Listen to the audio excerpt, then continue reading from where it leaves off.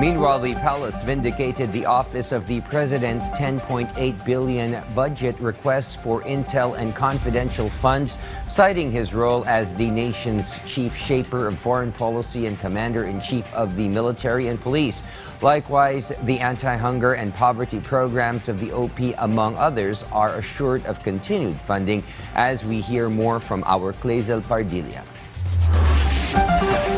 Malacanang defended its request for confidential and intelligence funds for next year. These funds are allocated for sensitive operations related to national security and gathering of intelligence information. The President is the Commander-in-Chief and the Chief Architect of National Policy or National Security and Foreign Policy.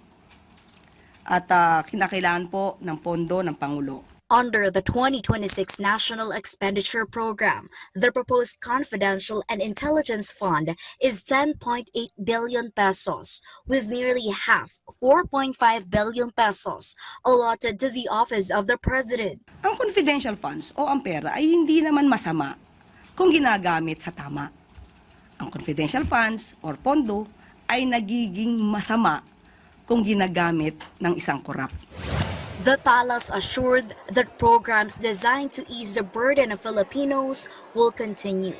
This include the sale of rice at 20 pesos per kilo, the Walang Gutom Food Stamp Program, and discounts on public transport fares. According to Octa Research Survey, the number of Filipinos who consider themselves poor rose from 42% in April to 45% last July.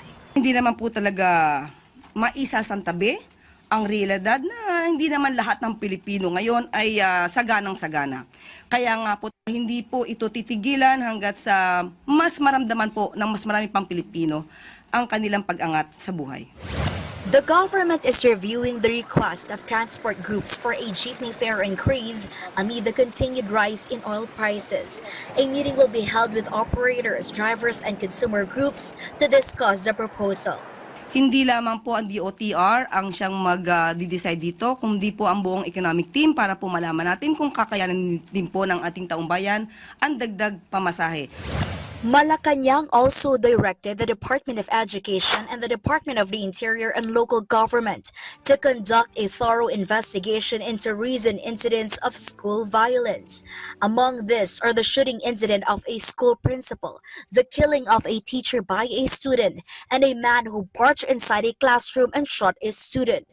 The Department of Social Welfare and Development was also asked to provide support.